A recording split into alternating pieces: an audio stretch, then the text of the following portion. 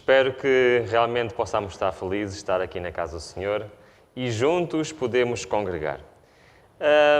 Não sei se já tiverem a oportunidade de reparar no tema de hoje, crise e agora. Eu vou confessar uma coisa aos irmãos, não era suposto ser este o tema que eu ia apresentar, eu tinha preparado. Estava a idealizar um outro sermão, mas depois achei que seria a altura certa para falar neste tema. Crise e agora. Como deve um cristão enfrentar uma altura de crise? E porquê é que é a altura certa para falar nisto?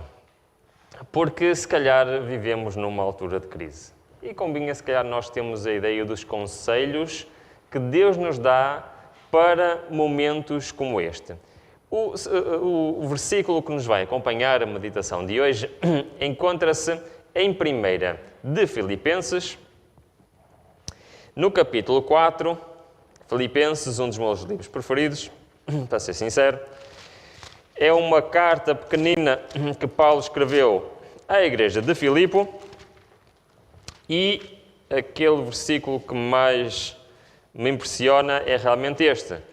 4:6, que diz: não andeis ansiosos por coisa alguma, antes em tudo sejam os vossos pedidos conhecidos diante de Deus, pela oração e súplica com ações de graças. Sabem que eu considero este livro, ou esta carta que Paulo escreveu dos Filipenses, um maravilhoso compêndio não só de literatura, mas também de teologia. É uma carta pequena, se vocês virem, Filipenses tem poucos capítulos, tem 4 capítulos, são poucas páginas na nossa Bíblia, mas tem tanto para nos dizer. Sabem que eu fiz um exercício engraçado. Vocês, agora provavelmente, se calhar nem todos, mas a maioria de nós, habituámos-nos, se calhar já antes, mas habituámos-nos agora durante este período de contingência, a receber, a partilhar mensagens, a ver coisas online, a ver coisas na internet. E há uma coisa que às vezes, especialmente ao sábado, nós recebemos ou pelo Facebook, ou pelo WhatsApp, ou etc., que são imagens com versículos, já todos receberam, certo? Imagens com versículos que às vezes se partilham. E eu fiz um exercício engraçado, que é, eu fui ao Google e pesquisei por Filipenses e pus em imagens. E os irmãos não imaginam a quantidade de imagens elaboradas que existem com versículos de Filipenses. Sabem o que é que isto denota? Denota que Filipenses tem muitas mensagens que as pessoas consideram o quê? Importantes, bonitas, interessantes. Eu vou só mostrar algumas, rapidamente, para termos uma noção. Portanto, isto são imagens que apareceram logo. Por exemplo, Filipenses 2:13, pois é Deus quem efetua em vocês tanto o querer quanto o realizar, de acordo com a boa vontade dele. Conhecem esses versículos, não é? São versículos que nós já ouvimos muitas vezes ao longo da nossa vida. Por exemplo, este aqui, em Filipenses 3:14, que nos diz: prossigo para o alvo, a fim de ganhar o prémio do chamado celestial de Deus em Cristo Jesus. Mais. Muito conhecido, Filipenses 4:4. Alegrai-vos sempre no Senhor. Mais uma vez direi, o que é? Alegrai-vos. O que acabámos de ler ao bocado, não é? Filipenses 4:6, também aparece em números. Filipenses 4:7, e a paz de Deus, que excede todo o entendimento, guardará o coração e a mente de vocês. Mais um exemplo. Posso todas as coisas em Cristo, que me fortalece. E por último, podia continuar, eram mesmo muitos versículos de Filipenses que aparecem. E o meu Deus, segundo a sua riqueza em glória, há de suprir em Cristo Jesus cada uma de vossas necessidades. Ora, porquê que eu fiz esse exercício e porquê que eu estou a falar nisso? É que eu, quando lia versículos como este, muitas vezes pensava nas circunstâncias em que o autor as escreveu. Sabem que as circunstâncias em que nós estamos a viver influenciam aquilo que nós escrevemos ou não? Sim? Muito bem. Então, muitas vezes pensava, e muitas vezes eu pensava, Paulo, numa secretária, claro que historicamente esta imagem não está muito correta, mas isto é uma imagem de alguém que tentou imaginar Paulo a escrever, ok? Tem ali alguns objetos que historicamente não estão corretos, mas se calhar a imagem que nós pensamos é de facto de Paulo na sua secretária, em sua casa, confortável, a escrever uma carta, a pensar o que é que eu vou escrever aos irmãos de Filipe e a escrever estes versículos maravilhosos, estes versículos realmente que fazem muitas vezes diferença na nossa vida. E eu já vou contar um exemplo realmente em que um destes versículos fez muita diferença na minha vida. Mas sabem,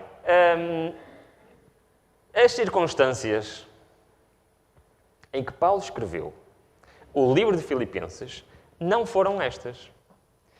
Existe um consenso teológico de como, quando e onde Paulo escreveu o livro de Filipenses.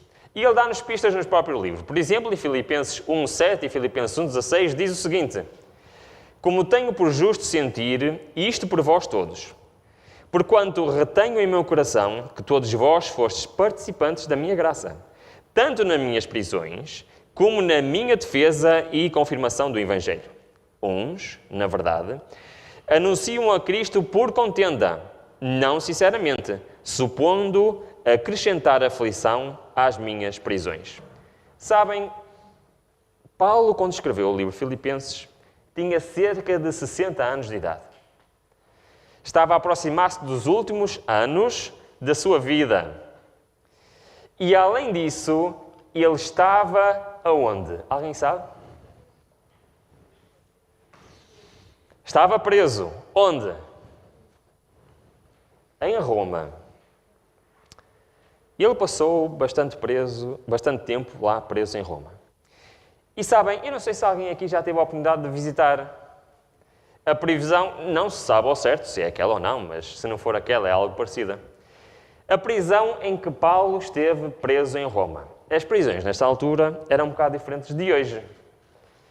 Não sei se estão a imaginar, eu já estive neste local, não sei se estão a imaginar, no subsolo, portanto, debaixo de um edifício, com paredes totalmente em pedra, chão em pedra, uma sala, aqui está iluminada com luzes artificiais, mas uma sala escura, úmida, fria,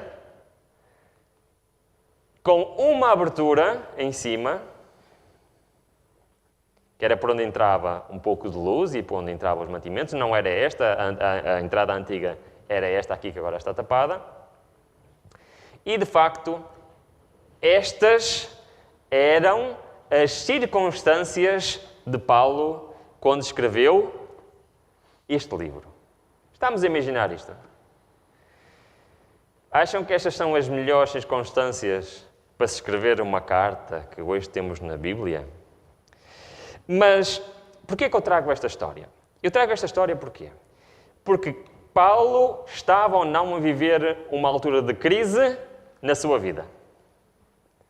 Ele estava privado dos seus amigos, da sua família, estava privado da sua liberdade, estava confinado a esta sala escura, fria, úmida. E se calhar é uma boa altura nós recebemos de Paulo como devemos agir numa altura de crise. Muito bem. Então vamos lá ver como Paulo reagiu, qual era a sua atitude perante as circunstâncias. Reparem, porque se cremos que Jesus morreu e ressuscitou, assim também os que em Jesus dormem, Deus os tornará a trazer com ele. Antes de eu continuar este versículo, queria-vos explicar só uma coisa interessante. Paulo escreveu várias cartas. E estas cartas foram escritas em vários momentos diferentes da sua vida. Uma das cartas que ele escreveu muitos anos antes do livro de Filipenses foi a primeira carta à igreja de Tessalónica. E reparem uma coisa, isto é muito interessante. E se alguém tiver com sono neste momento, está na altura de acordar, que esta parte é importante, está bem? Diz assim, eu sei que estar de máscara faz a gente ficar um bocadinho mais sonolentos, mas vamos tentar prestar atenção. Diz assim, dizemos-vos, pois, isto pela palavra do Senhor, que nós, o que ficamos vivos para a vinda do Senhor, não precederemos os que dormem. Não sei se perceberam este versículo. Qual era a esperança de Paulo aqui neste versículo? Qual era a esperança de Paulo neste versículo? Era que estar vivo para a segunda vinda de Cristo, certo? Era? Muito bem. No livro de Filipenses, Paulo já não pensa assim. Vamos ver? Reparem no que diz. Filipenses 3, 10 e 11. Podem seguir na Bíblia. Para conhecê-lo e à virtude da sua ressurreição, e à comunicação de suas aflições, sendo feito conforme à sua morte, para ver se de alguma maneira posso chegar à ressurreição de entre os mortos. Para além de Paulo estar preso, privado da sua liberdade, para além de Paulo estar em todas aquelas circunstâncias, e ele já tinha chegado à conclusão que ia passar pela morte.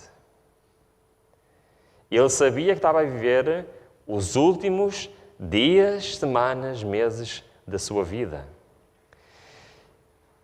Então ele tem motivos para estar triste, desanimado, deprimido ou não? O que é que vocês acham perante estas circunstâncias? Ele sabia que a sua maior esperança, que era ver Cristo vir nas nuvens, estando ele ainda vivo, já não se ia concretizar. Sabia que a morte estava a aproximar. Estava preso, isolado, num sítio que eu posso vos dizer que é terrível, horrível. E mesmo assim, nós vamos ver qual é a atitude de Paulo. Mesmo assim, ele diz o que é que ele achava de lá estar. Olha, reparem, continua o texto. Vamos agora para Filipenses, capítulo 1, versículo 12 a 14. E diz assim, e eu quero, irmãos, que saibais que as coisas que me têm acontecido, já vimos quais são estas coisas, têm antes contribuído para quê?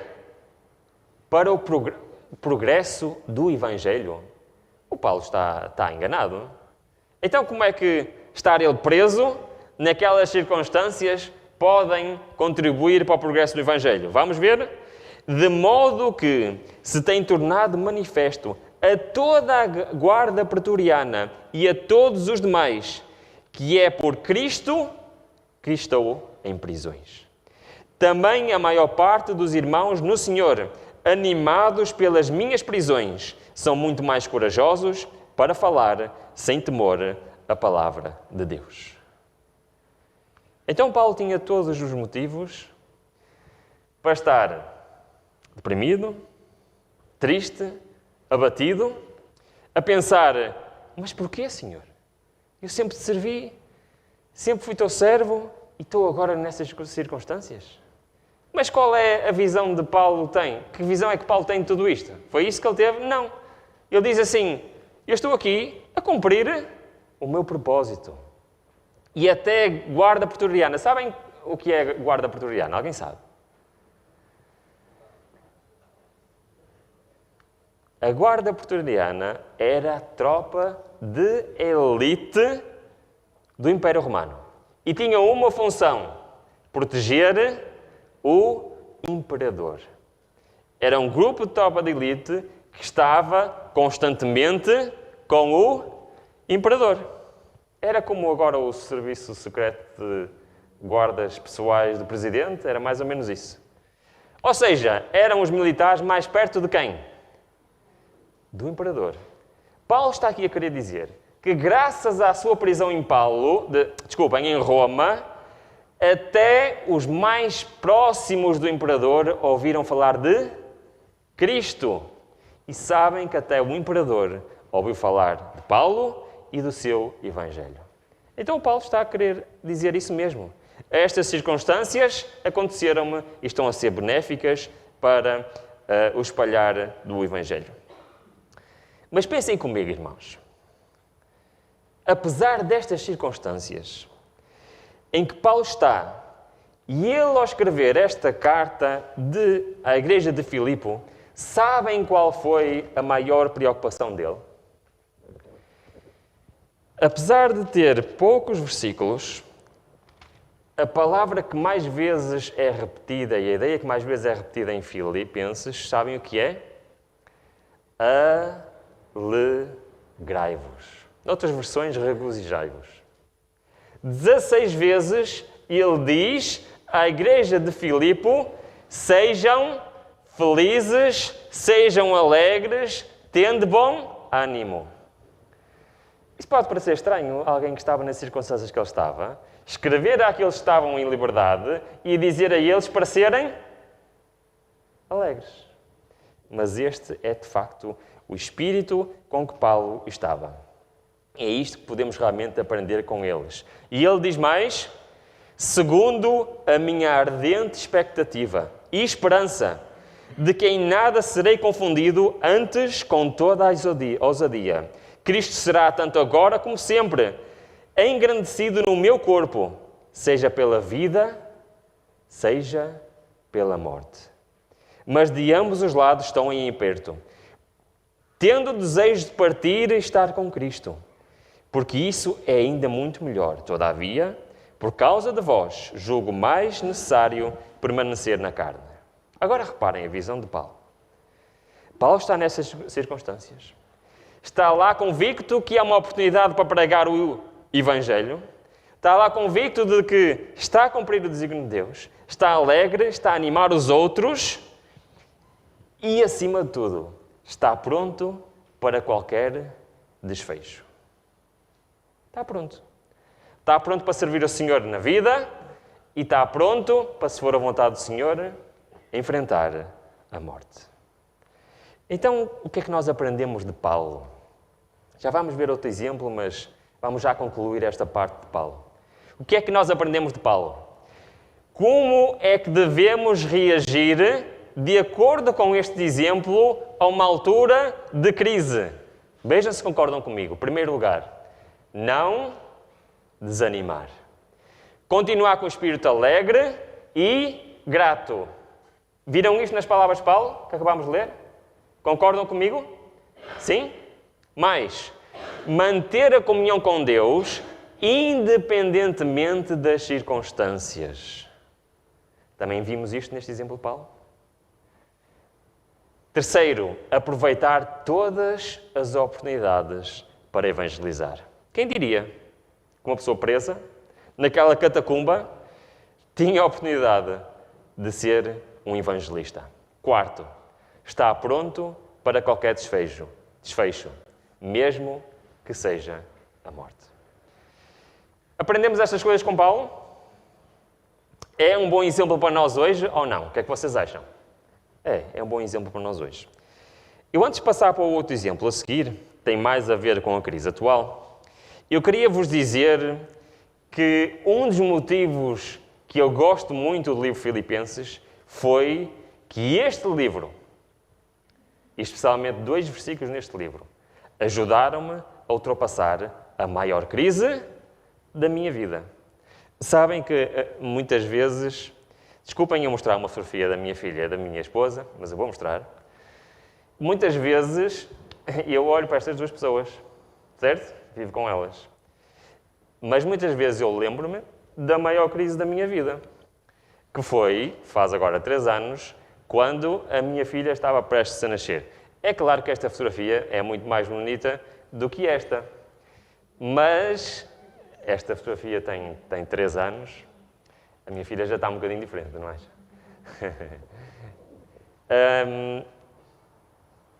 Eu não vou contar a história, os irmãos conhecem a história, só estou a dar um exemplo. Uns dias antes desta fotografia, eu passei a maior crise da minha vida. E foi estes textos, este exemplo de Paulo, que me resolveu a situação em que eu estava. Porque sabem, estas palavras não estão aqui escritas para serem bonitas, para serem uma história.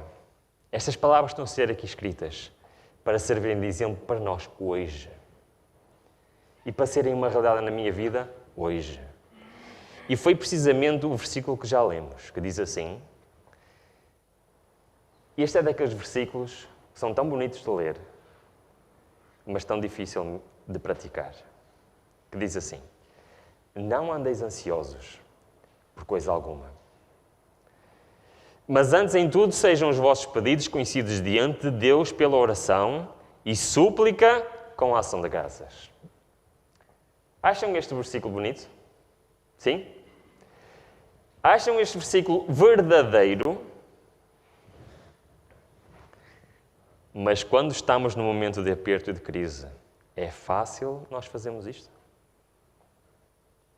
Quando a minha vida ou a vida daqueles que a gente ama está em risco, é fácil não andarmos ansiosos?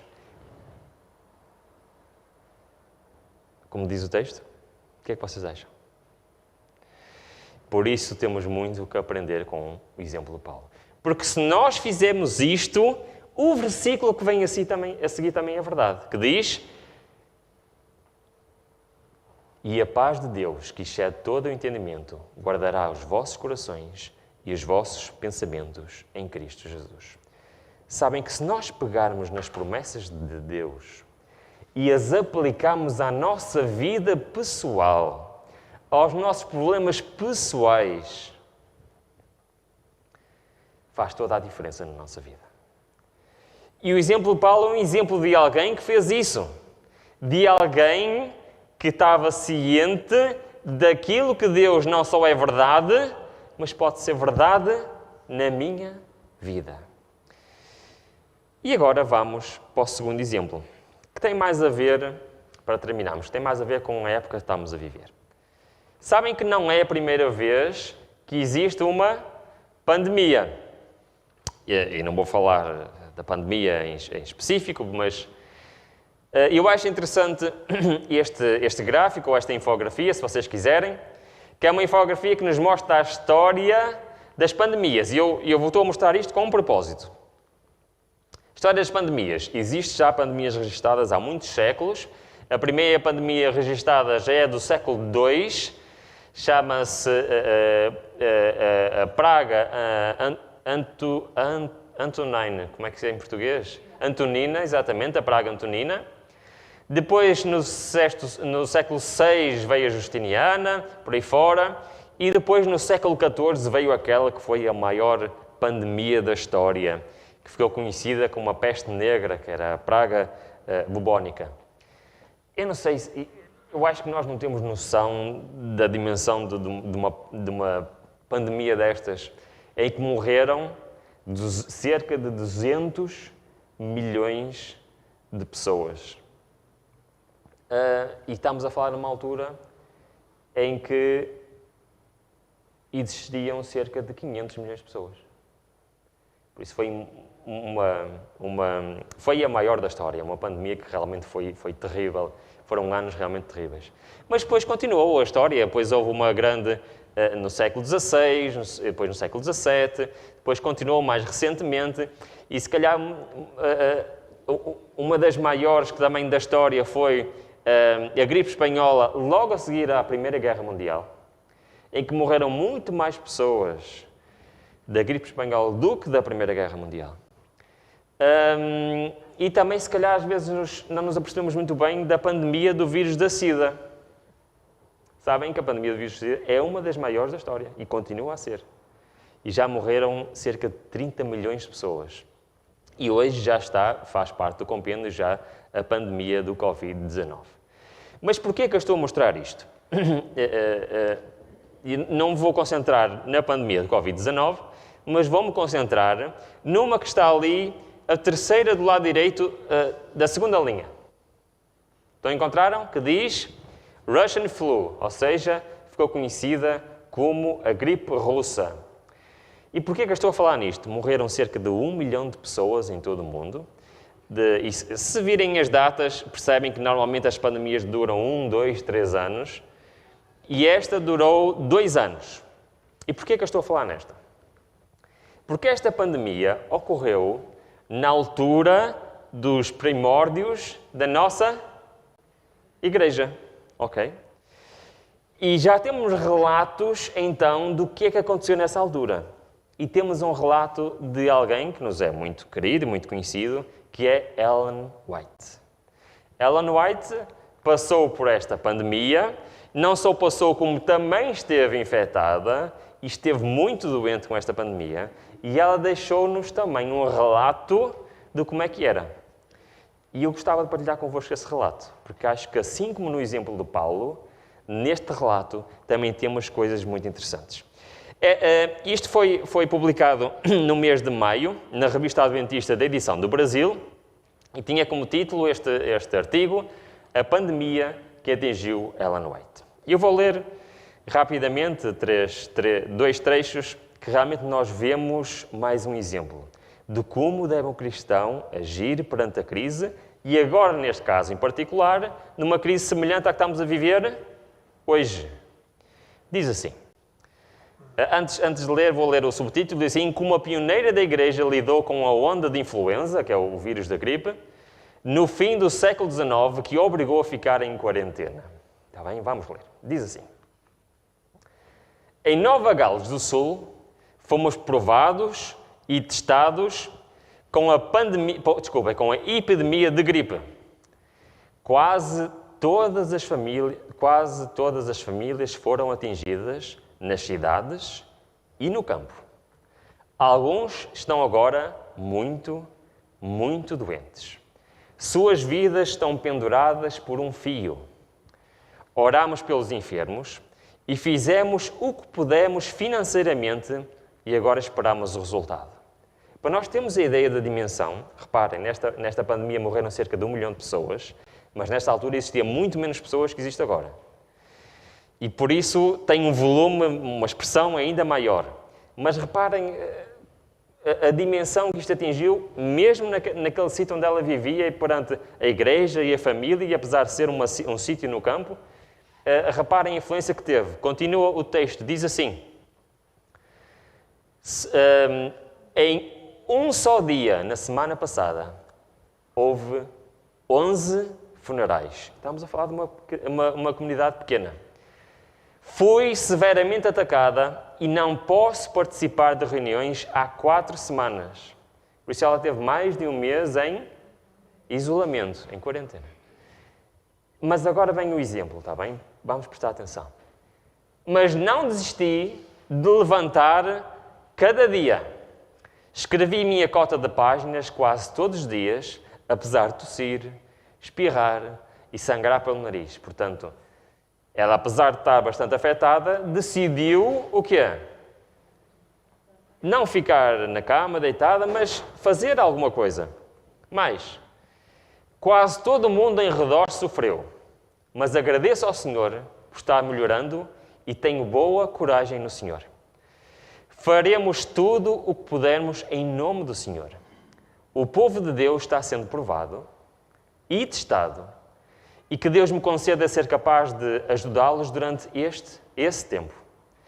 Que eu possa me apegar a Jesus com mais firmeza do que nunca.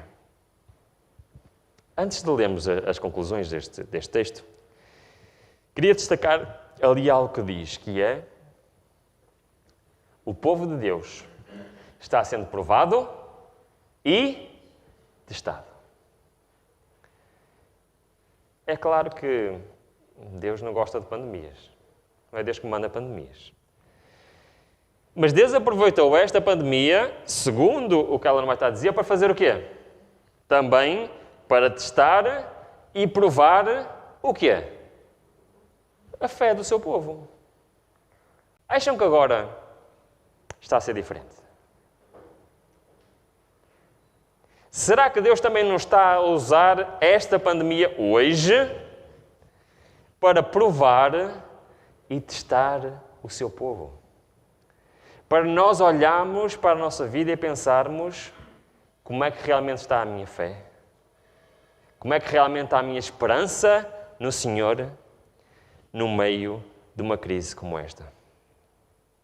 Eu queria concluir este sermão com as conclusões que este artigo tem do exemplo que Ellen White deu pelas suas palavras, do que escreveu. Havia mais, eu podia ler mais, mas o que li já é suficiente para tirarmos as conclusões.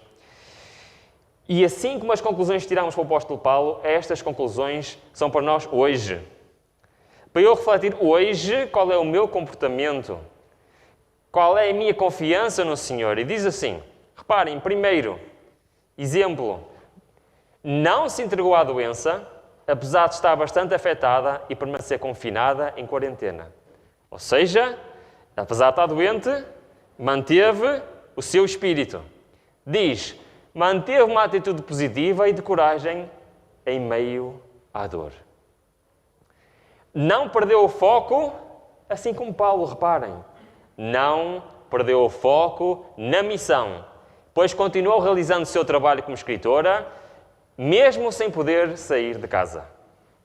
Todos nós, também se calhar, ficamos mais em casa do que o normal. Será que nós também fizemos e seguimos este exemplo? Terceiro, quarto, não ficou indiferente ao sofrimento das pessoas. Pelo contrário, demonstrou preocupação com o que estava acontecendo. Quinto, vemos que este exemplo é muito parecido com o exemplo de Paulo. Expressou gratidão ao Senhor por estar melhorando. Sexto, não só orou, mas ajudou financeiramente os que necessitavam e deu apoio ao povo de Deus. E sétimo, e se calhar mais importante, fez da crise um motivo para se apegar mais firmemente a Jesus. Eu não sei contra vós, mas eu acho que estes dois exemplos, quer do apóstolo Paulo, quer de Ellen White, que no meio de crises, de situações difíceis, demonstraram o que ia lá dentro do seu coração. Pelo contrário, foi o quê? Foi reforçada. Será que será que nós, será que a nossa família está a aproveitar este momento de crise para nos apegarmos mais firmemente ao Senhor? Será que nós estamos a aproveitar esta altura em que Deus me está a provar, me está a testar? Porque sabem, é nestas alturas que nós vemos realmente onde está o nosso coração. E por isso eu quis partilhar convosco estes exemplos. E estes exemplos de duas pessoas que, em momentos de crise, usaram essa mesma crise, não só para evangelizar, não só para se tornar mais apegados ao Senhor, mas também para transmitir a cada um de nós um espírito alegre e um espírito de gratidão. Que estes exemplos possam fazer diferença na nossa vida. E possamos usar esta altura, porque a melhor altura para nos aproximarmos do Senhor é sempre hoje. Possamos usar esta altura para nos apegarmos mais ao Senhor e para fazermos realmente da nossa vida uma vida de ministério e uma vida de evangelismo. Que Deus nos abençoe. Amém.